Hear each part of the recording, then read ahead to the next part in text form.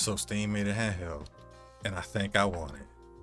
Welcome to On the Sticks, where we provide you with the information you need so you can spend more time on the sticks. I'm Calm Epidemic, and like I said earlier, Steam dropped a handheld. It's called the Steam Deck, not to be confused with the Stream Deck, in which Elgato made their own announcement announcing their version 2 of their Stream Deck on the same day as the Steam Deck, but the Steam Deck information just completely blew up. IGN had first coverage and all kind of things. Digital Foundry videos are out and all that good stuff. Honestly, when I first saw it, I thought it looked like a Game Gear. Like the big size of it, I bet you it reminds you exactly how big and chunky that Game Gear was. Some people even did a meme where they said it's the Game Gear and put Gabe Newell's face on the front of a Game Gear. They're saying that as far as the market, they're not competing with Nintendo. They're saying that they're in their own PC handheld market, kind of like the one that Alienware showed a while back at CES in Las Vegas. I remember seeing that it was this big white handheld thing they were playing PC games on. They're also saying just overall it's as powerful as an Xbox One, so we can go ahead and get into the specs of it. It has a Zen 2 CPU. It has a GPU with 8 RDNA 2 compute units. Power goes up to 1.6 teraflops. We got 16 gigs of RAM. 3 storage sizes. At 64 gigs is $399, 256 is $529, 512 is $649, and with those difference in storage sizes, you also get a difference in speed of the memory, with 64 being the slowest, 256 and 512 are those NVMe speeds, and the 512 is of course the fastest. It also has a, what do they call it, a premium etched glass screen. Whatever, I don't know what that means. You're actually getting a sizable jump in how fast the memory goes depending on the storage size you buy. It has 2 analog sticks, as you can see. They're like up at the top, so I feel like some people might think that thumbstick placement is a little weird, but you know, we got to get our hands on it to see how it really feels. They're capacitive thumbsticks, where when you put your thumbs on it, it knows exactly that you're touching both of them at the same time. Valve is also saying that they're made from high quality parts, so it'll compact that Joy-Con drift we've been dealing with. It has 2 track pads, HD haptic feedback. Also has a 6-axis gyroscope, so you can kind of move it around and aim it, also similar to the Switch. A 720p display, 7-inch diagonal screen, 60Hz refresh rate. It has a touch screen. It has an ambient light sensor, so the lights of the brightness of the screen will change depending on the lights in your room.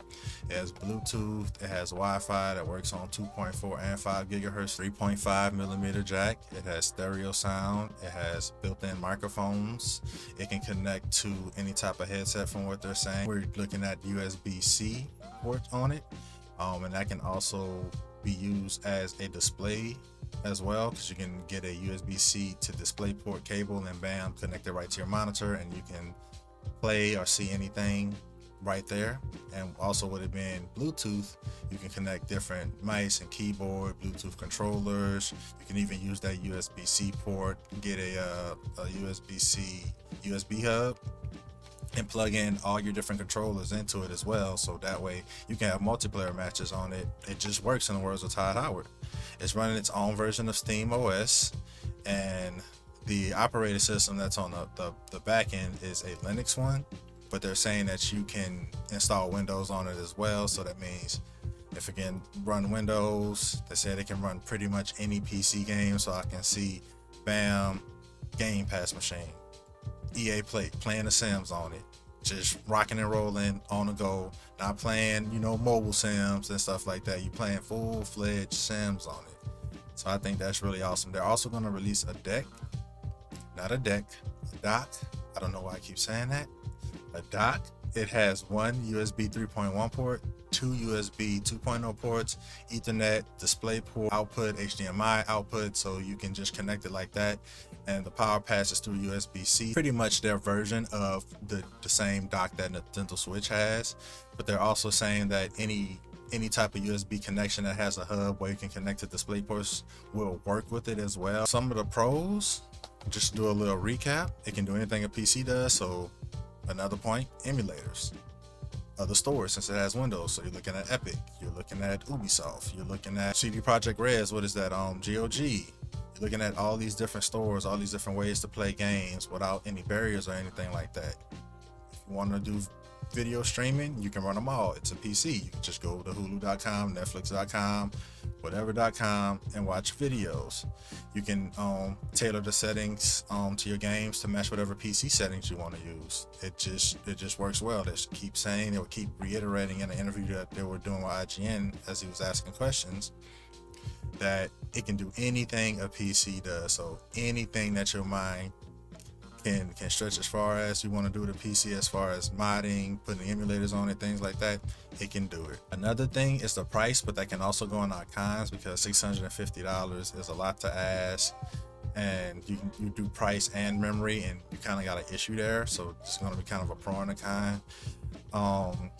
The con is the onboard memory, because we are used to 1 terabyte systems, but we also have the Nintendo Switch, which doesn't have it, and you have to get an SD card. And with the Steam Deck being able to do it, bam, you can expand the memory of the games that you're playing. It just won't be on the high-speed drive, similar to what we have now going on with next-gen consoles. You can have an expanded drive, but if it's not the SSD, a high-speed NVMe SSD, it won't, read as fast or run as well comparatively. Getting back to the pricing, is that the pricing is honestly really good, especially if you're a person who doesn't have a gaming PC.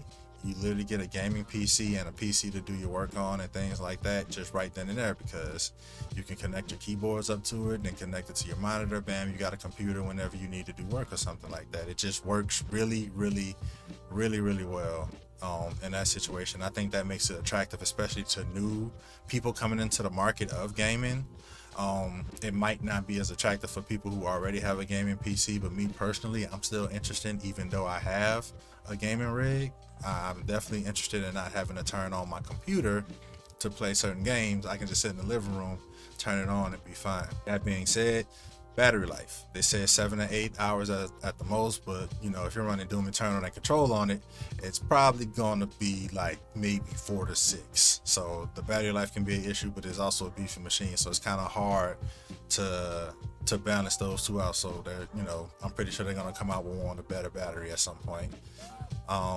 People like to say they can just use their mobile devices, but once again, this console, handheld console, because it's not a console in a traditional sense at all, it's playing these games natively at 720p, and we're talking about you can play Cyberpunk and Resident Evil Village and things like that. Even though I did hear something about it, there's something with Destiny and Apex where it won't be able to necessarily do that, but I feel like they'll get it figured out. And then there were reservation issues at first, saying that people's accounts were too young and things like that, but it seems like they've remedied that. Overall, I do like the system.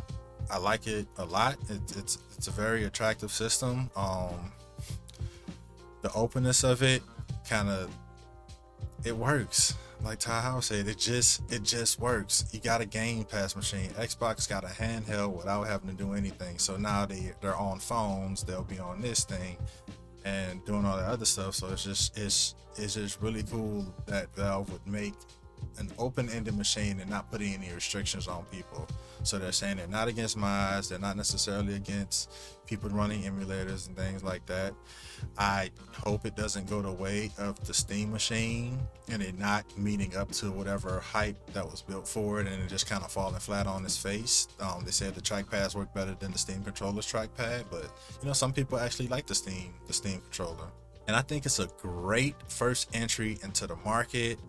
And I'm glad Valve is actually doing this to try to, push something forward on the PC end, because, PC gaming is a really big thing and it's getting really huge. So once again, I'm Calm Epidemic, part of On the Sticks.